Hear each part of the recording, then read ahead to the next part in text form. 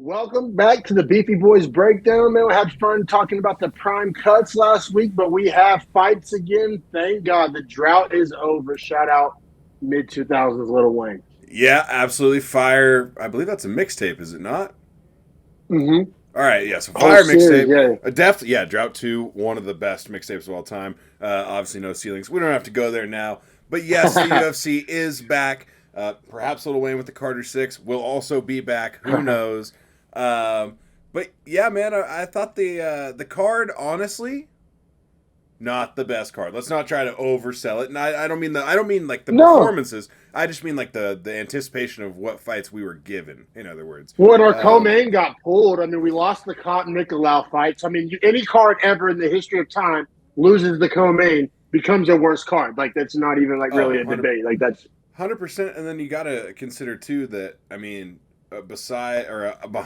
Manel Kopp and Nicolau was Jim Miller and oh God, what was the Jim Miller and Gabriel Benitez? So it's like that to be a co-main is a stretch. And I get it; it's the first fight night of the year, so it's like not really the biggest deal.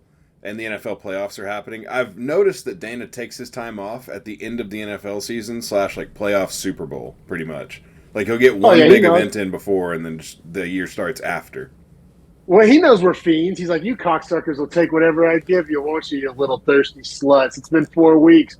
I would also venture to say, yeah, no doubt, though. I would also venture to say that probably the fan that is most likely to cross over from another sport that's not a combat sport is a football person to watch mixed martial arts. I would venture to say. I don't think the common basketball fan's making that transition as easily.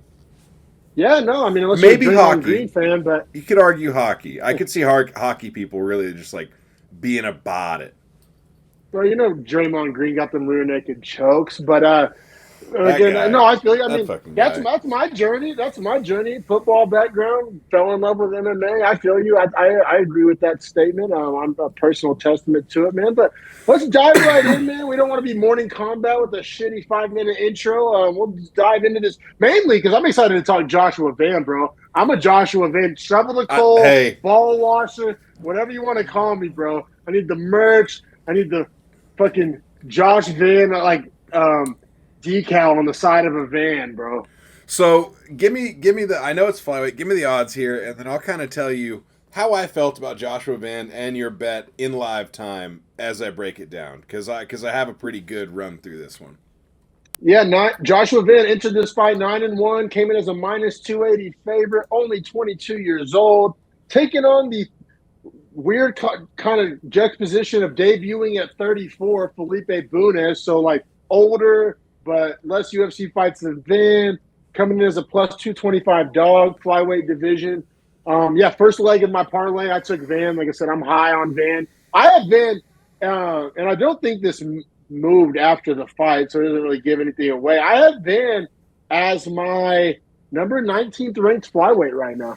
See, Me and Harrison have our own personal power rankings because we are psychopaths. Hey, they're paying off though. They're paying off. They're getting accurate. They're getting dialed in. They did pay for DMAC this weekend. Shout out to Vegas, taking money to start 2024. You're up $11. We're going to keep a tracker on that this year for people at home. We'll probably update you guys in the end of year.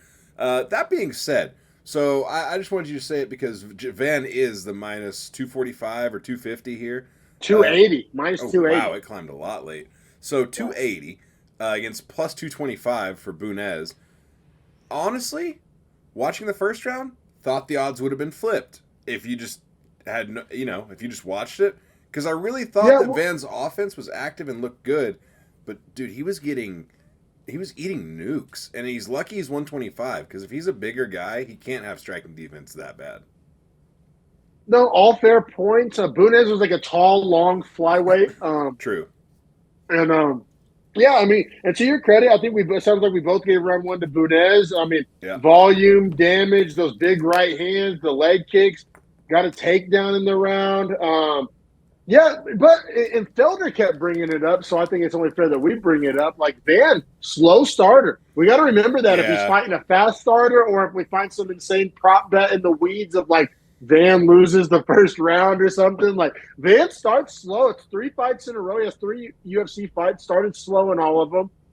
Gets pieced up in the first round. And that's why, like, I don't know how to like evaluate Bunez, because it's like, is this Bunez guy like pretty damn good, or is that just Joshua Van shitting the bed in the first round again?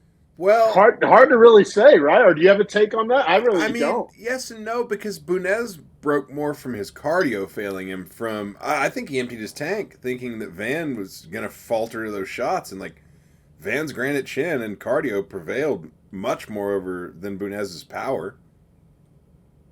Yeah. Bunez, see, I guess I didn't value Bunez's power as much as you did. I thought it was like good technique, good timing, good volume, and like good accuracy, but didn't necessarily like. I don't have the word power in my notes. I do have the word damage though, so I guess it's a little interchangeable. But yeah, man. So yeah, fight as a Van better. I was definitely sweating the first round. Bunez looked pretty, performed well. But as you mentioned, as the fight progressed, Bunez perhaps shot his load in round one, and or Van decided to wake up and get off the bus. Like Yeah, I still don't know which one it was. it seemed like both, to be quite honest. It seemed like Bunez was still going for it in that first 90. He lost like a half of a step at that point, and that was more than enough for Van to start eating him up. And once Bunez started absorbing shots, man, I mean, he wore out within 2 minutes of eating the shots, and then probably just survived the last minute. I mean, getting beat up, honestly. And we're all right. We're talking cardio here. You know what else Van started doing in round two? Going to the body, right? Like Yeah, let's true. exacerbate that. Which is that's what made me fall in love with Van the first time I saw him fight. Yeah, He crazy goes to body the body. work. Crazy body Yeah, because work. and it's like extended, like almost like heavy bag combos. You rarely see like 10, 12 punch combos to the head and body in mixed martial arts. You'll see it a little bit in boxing, but in mixed martial arts where he can grab you and shoot a takedown, there's a lot of step in elbow. There's a lot of things when guys start letting 12 punch combos go, but he makes it work for him, and he changes levels, body, head, body. It's beautiful, man. And you talked about, we were talking about it in the group chat with Michael, shout out to third Beefy boy, but Van's striking defense does need some work. Now he's 22. That's why, like, if he was 34 like Bunez, I'd be like, it is what it is. At 22, I mean, call me optimistic. I think he can figure it out, the striking defense. I don't know, man. I like Van a lot. Yeah, I mean, it's not striking defense in the sense that when he's just standing at range and feinting with the guy, it's not bad then. It's that when he's opening his offense, he is throwing, like you said, these huge combos, and he's leaving himself open when he can't connect on his first few shots. Because when a guy starts to accurately time him out, as Bunez was, that's dangerous. That's a dangerous way to fight. No, for sure, man. Like the higher end guys like a Cara France or an Albazi find that chin. Albazi will put you out for that.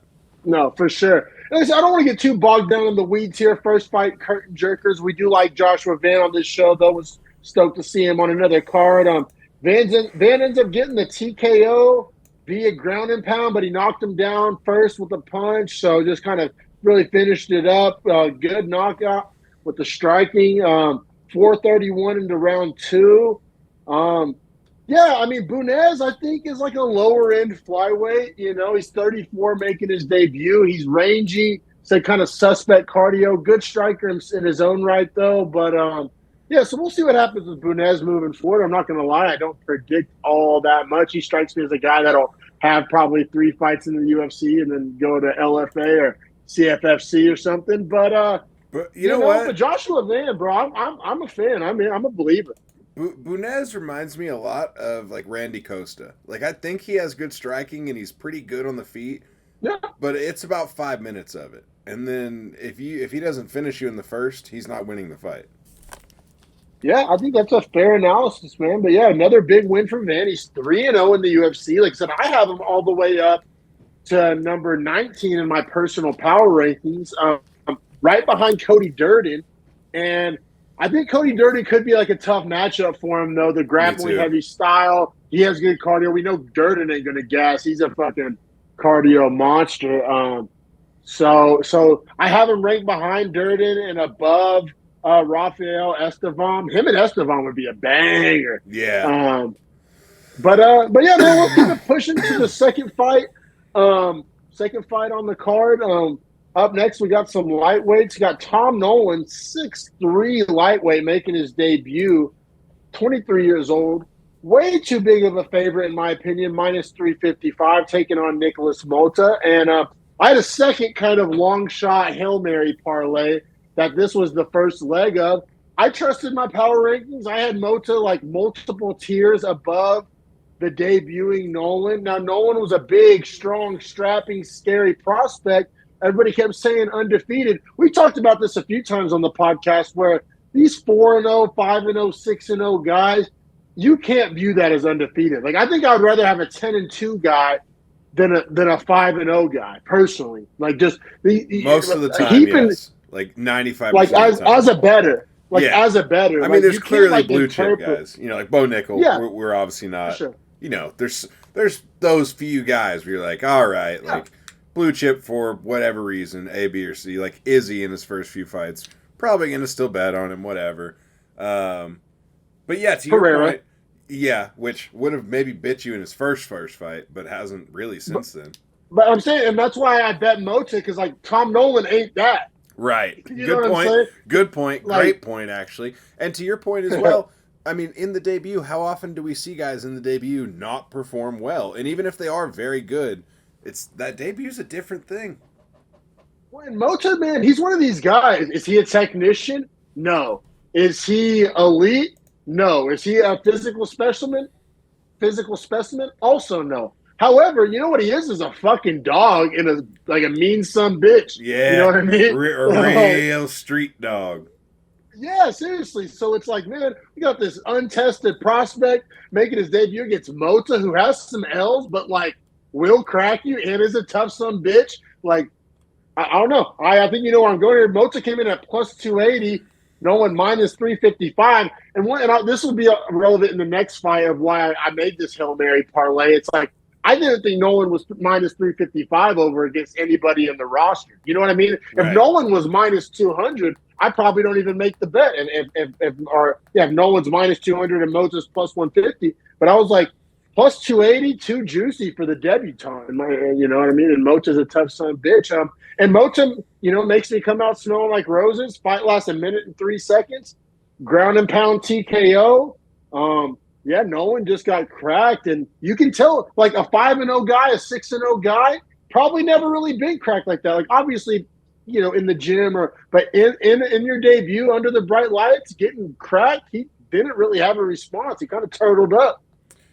Yeah, I mean, honestly, he looked good in the first, minute, 90 seconds maybe, and then once Mota... The fight lasted a minute and 3 seconds. So, I mean, maybe he looked good the first 30 seconds. Yeah, I guess first maybe 20 or 30 then. Yeah. God, it felt longer than that even, but maybe it was just the hype they had him coming out with on the walkout. Because it seemed like Felder was really about this guy on the way out. Really, really. Yeah. Like, I think he was falling in love with the 6'3". I'll be honest. I mean, it's hard not to. We've seen it work. You've seen the Jalen Turners of the world. Who else? Bahamundes. I think it becomes limiting for... Because, like, those guys that you just named are not top 10. Jalen Turner is about top 10, right? What is he, 12? I mean, I don't know. Keeps taking L's every time he gets the chance to get in. You're not wrong, bro. You are not wrong, though. But he did murder Bobby Green. But yeah, poor Bobby. Yeah, that was sad. Poor Phil Bobby Hayes, Hawes Green. And honestly, Moch is a guy. If he loses this one, he probably does get cut. So he has the motivation. He may still get cut. Honestly, I think he's like 1-3 in the UFC now, or something like that, or maybe. I wonder. I think it'd be hard because his agent has a. I mean, the UFC does what UFC wants to do. Whatever you want to say, it doesn't matter, right? Like, it doesn't matter what. This doesn't hurt his case. This one helps a lot. A 63-second KO that'll help you stay in the company. Especially as a plus 280. Like, it wasn't like they were throwing you a bone. Like, that was like a hey, get out there and take this L and get out. No, for sure, bro. And also, I don't have the bonuses written down. That's on me. Did this get one? If not, that's tough. A minute 3 seconds. No, it did not. Damn, that's tough. That's tough. I probably would have given it one. I mean, I don't know. The ones that won it seem fairly deserving, to be fair. Okay, cool. I'll hear you out on that. But yeah, I mean, Any parting takes on this fight, or we can probably keep it moving, honestly. Uh, I guess parting take is got to see Nolan again. Would like to see Mota again. As a UFC fan, just if UFC's listening, don't cut him. It's worth Or way like more. keep him in this role of like testing these contender series prospects, like Yeah. seeing if they're actually like worth the fucking, worth the paper their checks written on, like let's keep testing out these guys. I mean, Mota proved, like I said, tough son bitch. Elite, no. Freak athlete, no. A guy that I would want to fight, also no. Like scary dude. Well said, but we can keep it pushing to featherweight. Another tall fighter. I'm not sure how tall Weston Wilson is. 6'2", 6'1"?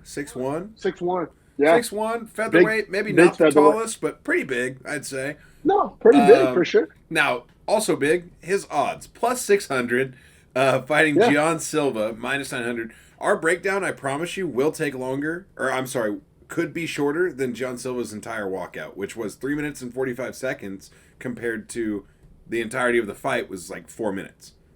So lame. I hope there's some practical application of like slowing your heart rate or combating the nerves. Or I hope he just didn't think that was like a cool thing to do. He literally like walked out slow motion, like basically like doing the robot, like just walked like purposely, like actually in slow motion. It was. I thought it was lame. Like I said, if there's some practical application, like he does it to slow his heart rate or to deal with the nerves or to be present in the moment, like whatever. I still not my favorite, but I guess I will hear it out. But if he somehow thought that was like cool or interesting, fuck out of here. I think there's two schools of thought here, and both are correct, which is, yeah, we should all hate this guy. That was the worst theatrical performance that we've probably had to see. He is a good fighter. We'll get to that. But even post-fight, he's equally as bad. Like, on the mic, he's equally as bad as walking out before the fight. So those two things are horrible. Now, I will say, who do I remember from this card? In the school of thought for old CHLP, this guy did it. I mean, I'm not going to forget about him. When I see him again, I'm immediately going to hate him, but I'm going to care about him. Yeah, you're right. I guess you're right. Like, I'll see if I still remember it. It doesn't help him that his last name's Silva. Yeah. Like, you see a Brazilian guy, last name Silva. There's 82 of them on the roster.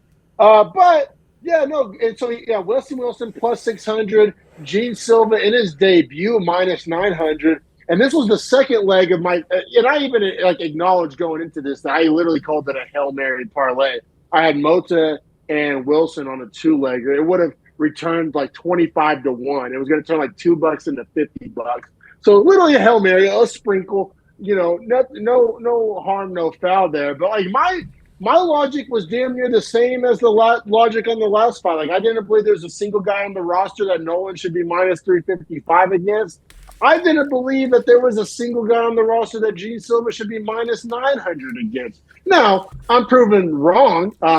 He performed, like this fight looked like a minus 900 fight. It was one-way traffic. It was non-competitive. I agree with you. However, he made a cardinal sin in the octagon of playing with your food, and Dana cannot stand guys that do that. He's made it a point to say that before, that like, just go out there and finish the motherfucker. Like, don't play around. He doesn't want you to do that. He wants you to go out there and finish guys.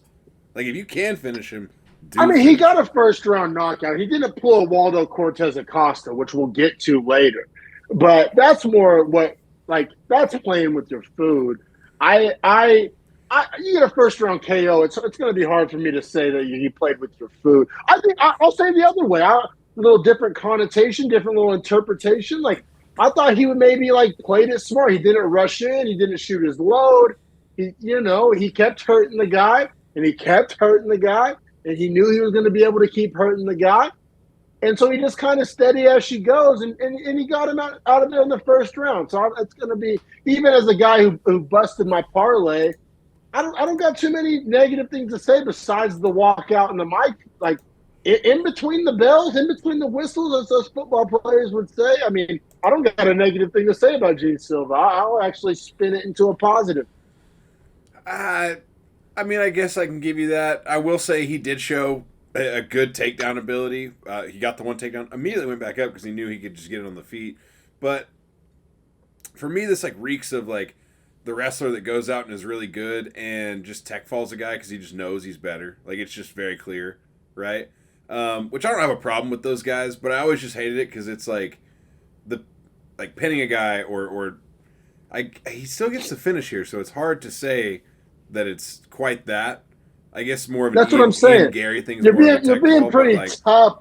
You're being pretty tough. Yeah, but this guy sucked before and after the fight, and it's just like watching him do what he did. I think he could have finished this fight in 90 seconds. Yeah, you're probably not wrong. I'll say this though. I haven't seen a human being, and I say that because it's going to be a cross-gendered reference here, but I haven't seen an individual that was so clearly not UFC caliber. Oh, Weston Wilson. Holy shit. Since Marnik Man. Do you remember that Marnik Man? Oh, yeah.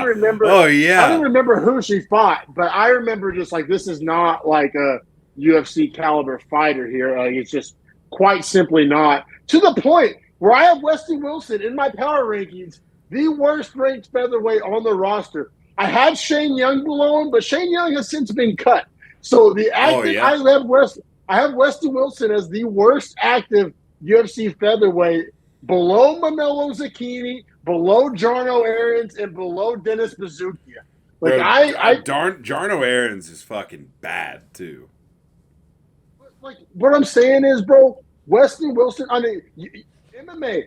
It's probably 70% technique, 30% athleticism, and obviously different guys have different ratios of that. Yeah. But what I'm saying is like Weston Wilson is like quite literally not an athlete. Like they were like joking, like, oh, this guy's a computer programmer. Like he looks like swear it. I'm not. The way he moved, he literally looked like it.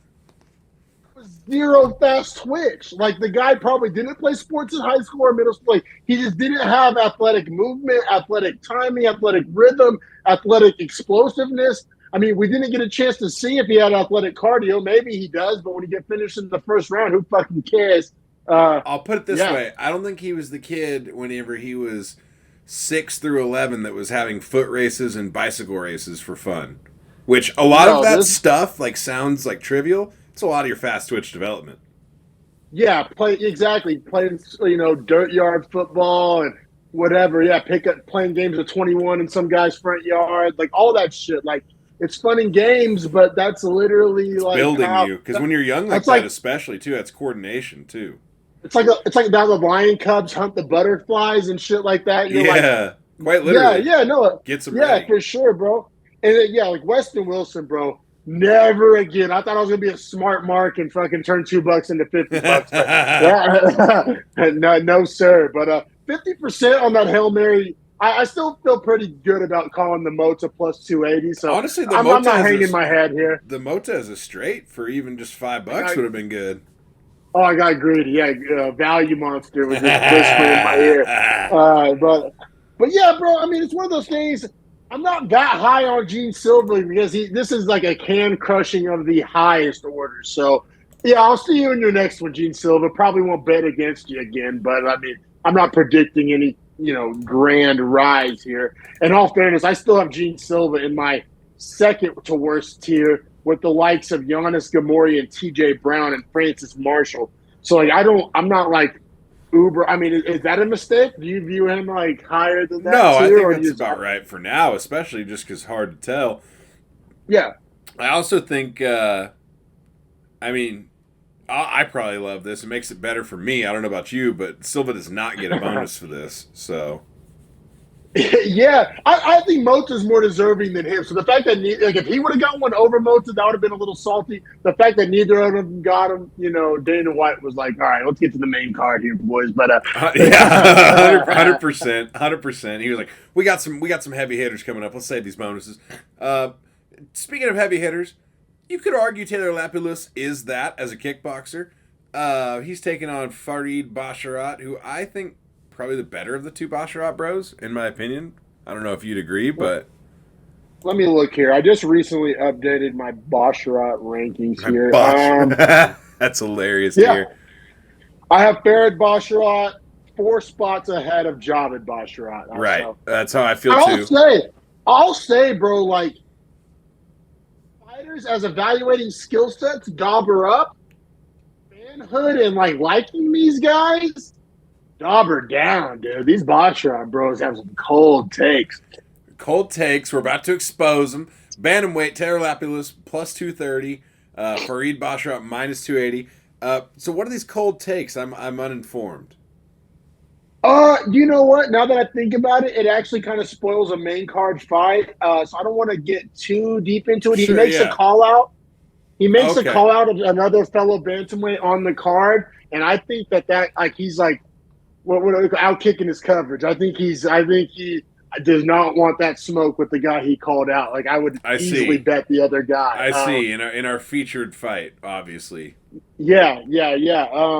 And so that being said, man, I mean, I thought this was great matchmaking for the bantamweight lovers, for the prelim watchers, for guys like ourselves. This fight was, I mean, heat matchmaking. I mean, I have Taylor Lapilus like decently like middle of the road in my power rankings, and same with Basharat. I had him slightly above. Like I kind of viewed the money line about like Vegas did. I probably would have had a slightly smaller money line if I'm being honest, but Basharat, goes out there and man, he has these super clean performances. They are kind of snoozy and they are kind of technical. This was snoozy and technical. However, it was exactly like what he needed to have happen. Like it's exactly the fight he wanted. Yes. I'll just say this, dude. You're taking on a French kickboxer, right? And you're supposed to be the most well-rounded guy. You prove yourself to be the more well-rounded guy. Man, what happened when John Jones took on a French kickboxer, bro? Like Basharat would not advance position. He would not get off ground and pound. He wouldn't even attempt subs. Like it was quite literally, and I rarely use this term, kind of a casual term, fucking lay and pray, bro. It was like it was leg humping city. Lapilus was really good at holding a strong base though, and not allowing Basharat to really, because every time Basharat tried to move positions too fast, Lapilus would explode up. He was doing it early, and Basharat figured it out. Obviously, I would say probably late second round, and then started just going really slow on the takedowns and just securing position, which is boring, but is also winning him the fight when Lapilus isn't trying to strike back at him. Totally, and you can tell Lapilus did nothing but drill takedown defense for 9 weeks. Like it's weird. A guy who lost the fight because he kept getting taken down. You really have to applaud his takedown defense. It sounds like a riddle or a trick question, but like he really did have like good grappling defense, a good takedown defense, but he got taken down and out grappled the whole fight. It sounds like a riddle here. I'm not trying to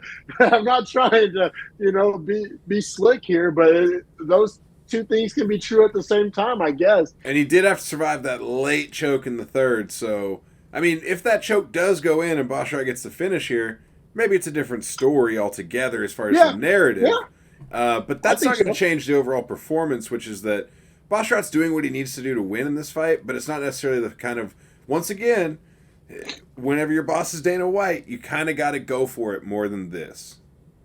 All right, man, and hear me out, though. I'm trying to project because these Basharat bros are rising, right? Like, they're going to get ranked fights. If not their next fight, the fight after that, right? Like, it's happening. Like, these guys are good enough to, like, earn a seat at the table and find out how good they really are. And I'm not taking that away from them. However, like, you start looking at, like, a Song Yadong, a Cheeto Vera. Those guys are all too good still. Those are a little too high, I think, unfortunately. Even like a Saeed Nurmagomedov, right? Like, if you're getting zero damage off then you're getting closer. Then you're getting closer, though, at least. I mean, I agree with you. You're getting closer. But what I'm saying is, like, if you're unable to, like, get damage off on Taylor Lapilus, you think you're going to be able to get damage off on Saeed Nurmagomedov? Like, I don't – like, that's where I have a hard time, like, they're getting wins. They're stacking dubs. They're very technical. I also like they seem like frail, bro. Like it's like all technique. You know, we said that 70-30 ratio we just discussed. They're like 90% technique, like 10% athleticism. Good cardio, which that factors into athleticism, but like zero explosiveness, zero power, zero strength, zero like junk in the trunk, like zero. They're frail. They're frail. Like they almost like flyweights. Like, let me ask you this. I mean, yeah, I agree with all that. I think a lot of that, where they come from, nutrition when they're young, just like the style of people.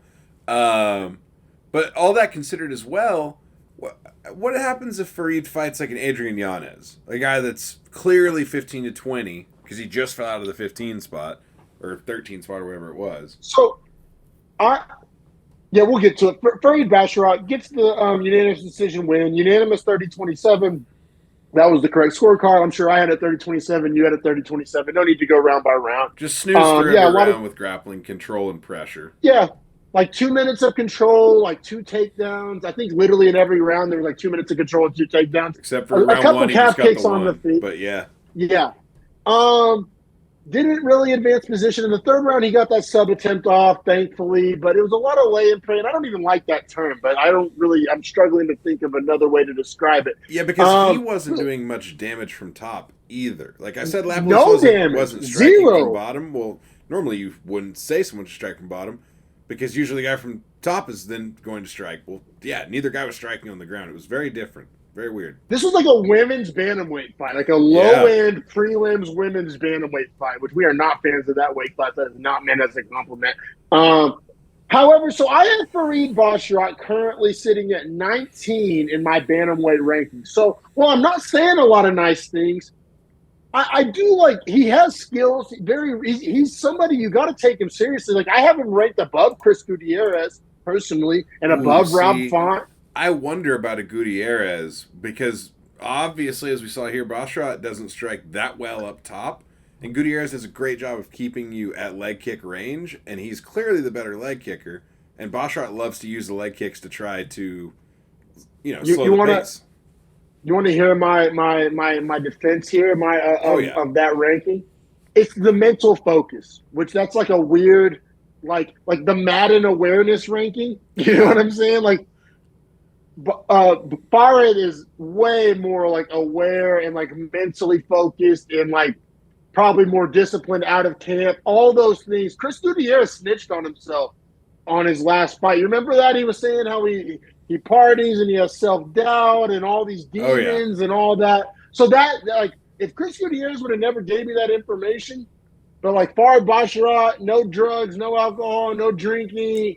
Like he even in this fight, it's hard to stay focused in a snoozy fight. Like he was laser, never abandoned the game plan. I think he just like outperforms Chris Gutierrez if they were to ever be matched up. Like I think he makes the right decisions.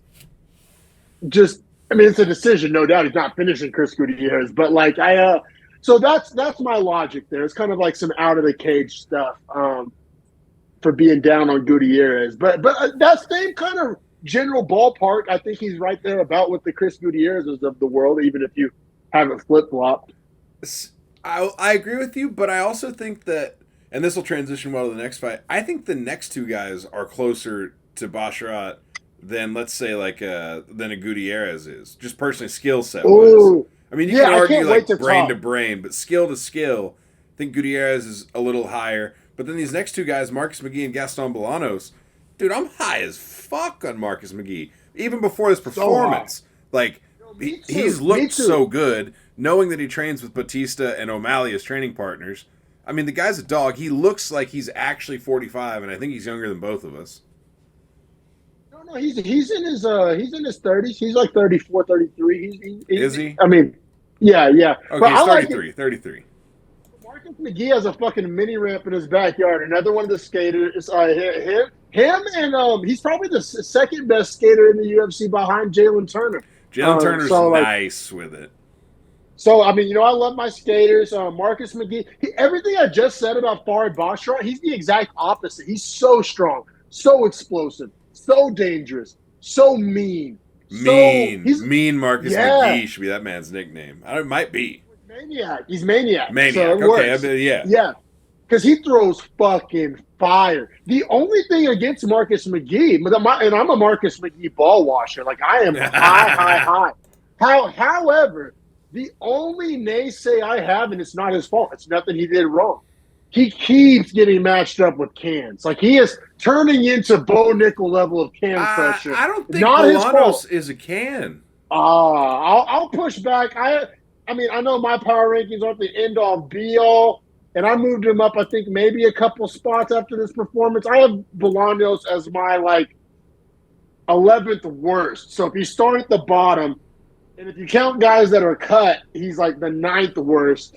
Like, I have him pretty low to the bottom of my power rankings.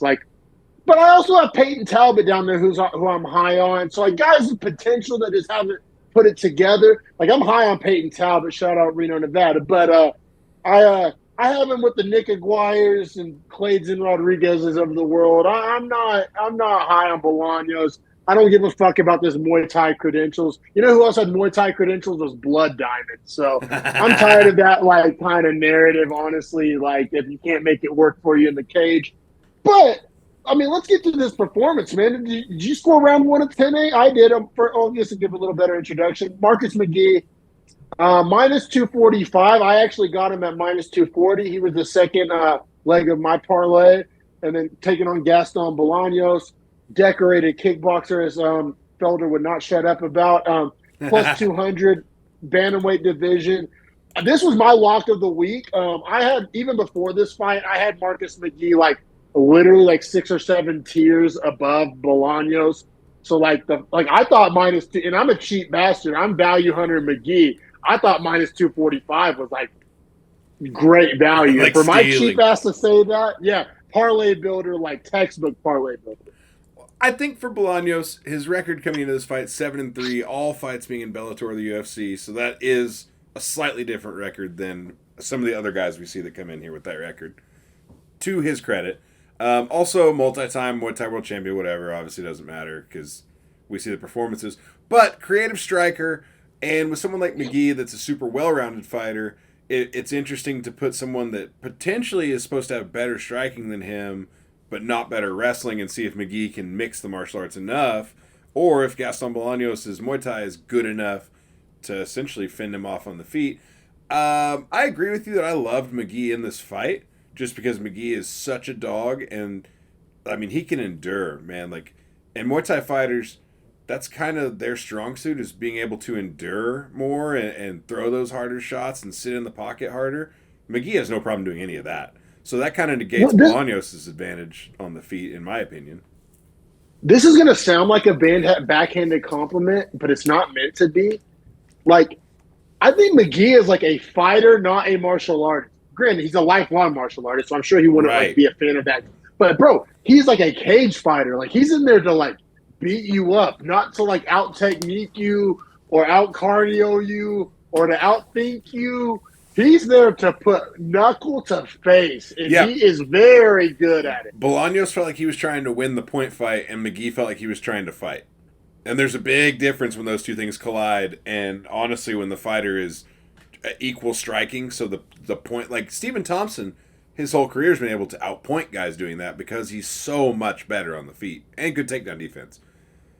However, Bolaños, not even close.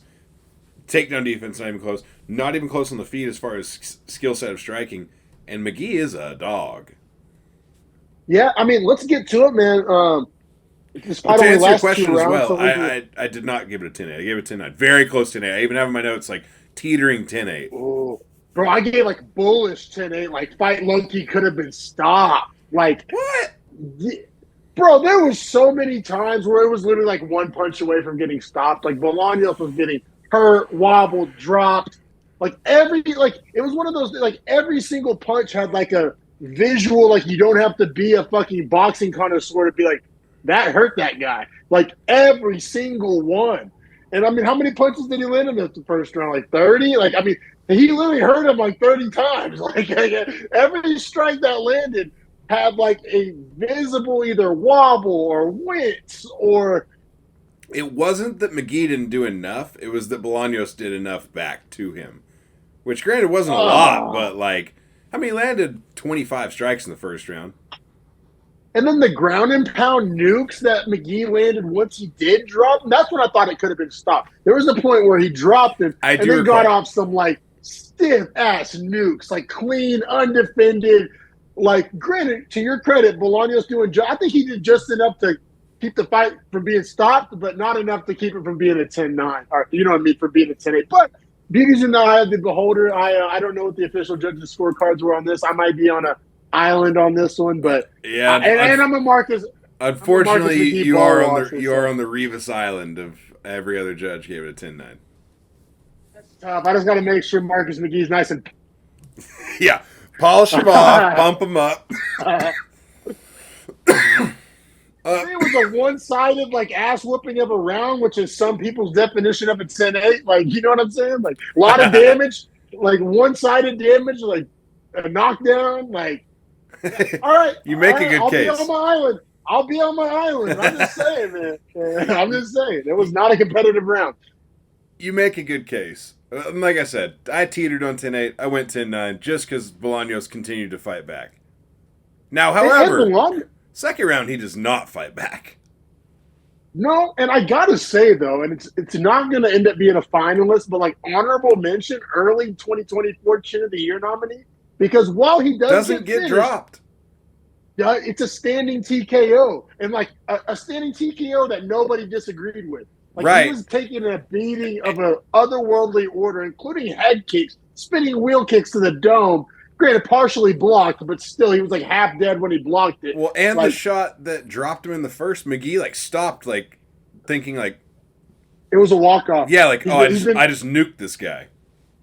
He's been hanging out with Sugar Sean too much. See, but I wonder, like a guy like McGee, I really think like he connected like flush. Like I think that's one of those shots like he hit it and didn't even feel it. Like looked down and was like, "Holy shit, I just flatlined this guy." And then he saw him moving. And he was like, "Oh my god, he's still moving."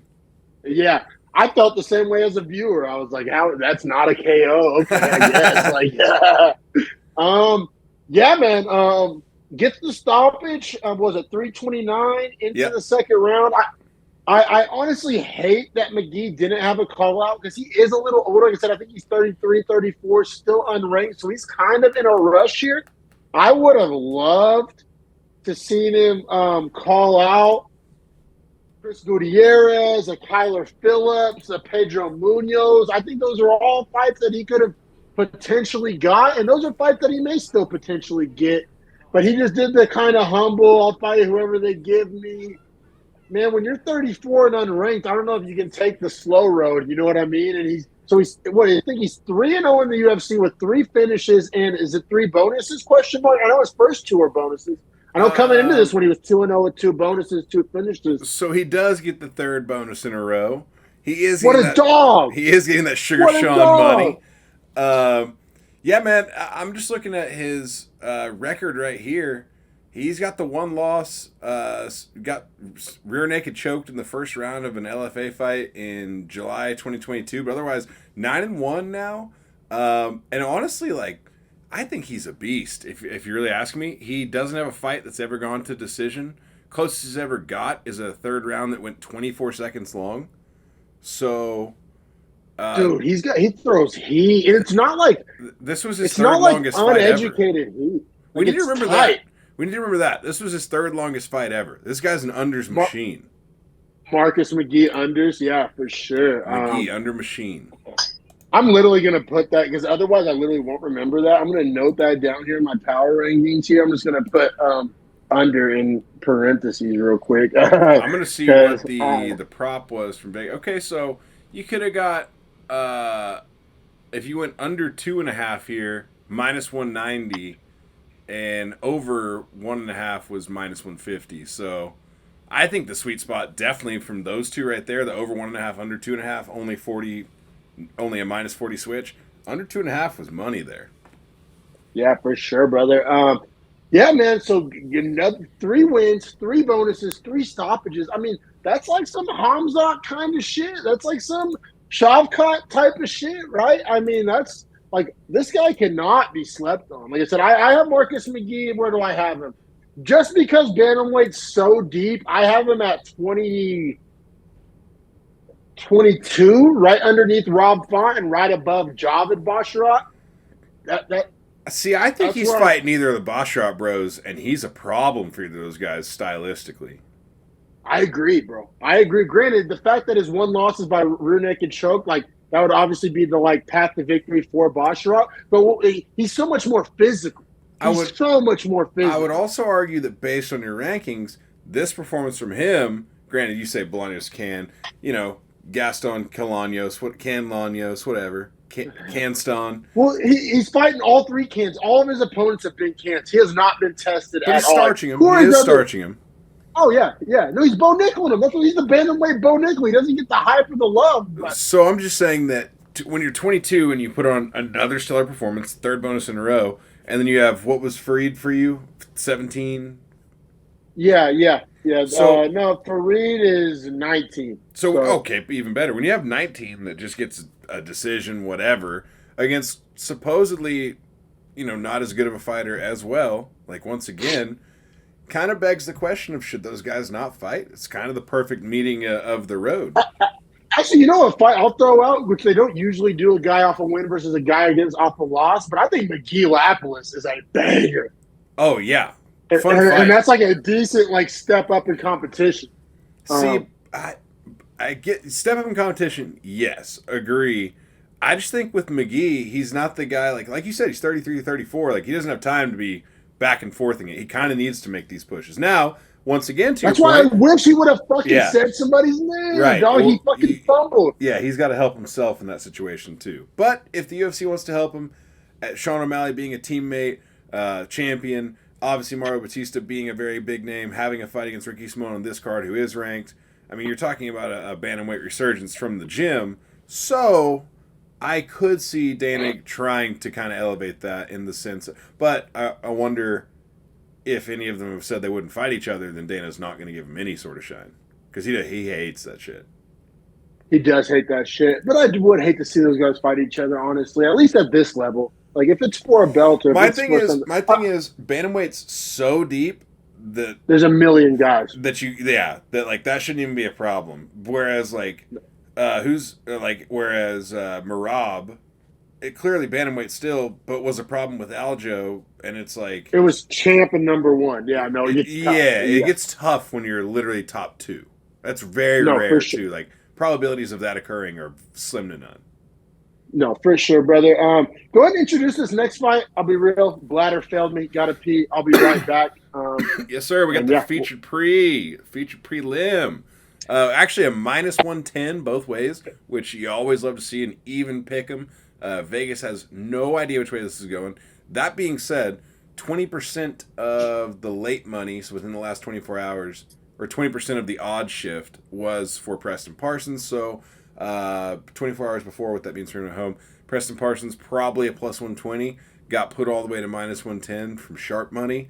So that would tell you that most likely Simmelsberger was in trouble from a skilled gambling perspective, which oftentimes somehow is right, surprisingly.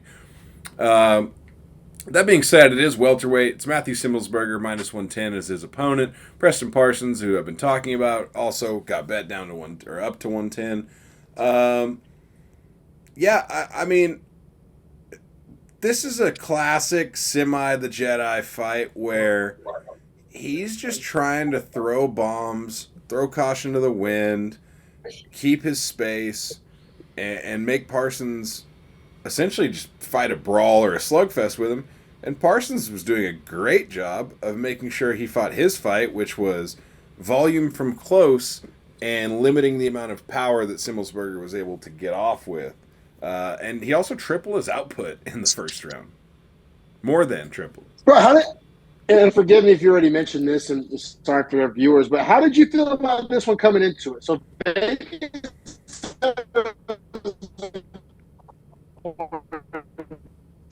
obviously, you probably mentioned that, but just personally, how did you feel about it? I was pretty high on Simmelsberger. Thankfully, didn't bet it. I thought and this proves that my rankings are not perfect. I had Simmelsberger substantially ahead of Parsons in my personal power rankings. But Vegas saw it much closer, and then honestly, Parsons kind of dominated the actual fight. But coming into it, I know I'm like kind of a Simmelsberger ball washer, so that's why I got a lie. Yeah, so that is one of the things I was going to say for you in this is that the love of Semi the Jedi definitely has a little bit of of like a shade over it when you look at it from our betting perspective, because I do like him. Like, I like his personality. But how I do have to say, in the octagon, he has looked fucking terrible lately. Terrible. Like, he has not looked good in his fights. Well, he's a one-trick pony. Well, you know what we said about third Boschrot? How third Boschrot was like 90% technique, 10% athleticism. Simmelsberger is almost like the opposite, like technique and fight IQ, right? And strategy and all that. Right. Yeah, man. So this is the other point that I was making too with this fight, is that I talked about the odds, but I specifically talked about how if you looked in the morning, like before the fight started, like before noon, you were getting Parsons at plus 100. If you bet the fight at 5:30 before it took place, you're getting Parsons at minus 115. So late money came in on Parsons. A bunch of late money came in on Parsons. So if you're watching it close enough, I think the line movement there probably would have swayed anyone. Just if you're, because this is a fight where I couldn't have predicted it, so I was just no betting it based on the fact that like I didn't know enough or care enough about either of these guys. I mean, you're talking about 10-4 versus 11-6. Like, I mean, what are we talking about, you know? But to that point, that sharp money came in, so clearly some people knew something. Yeah, no, that's why like Preston Parsons, I was like,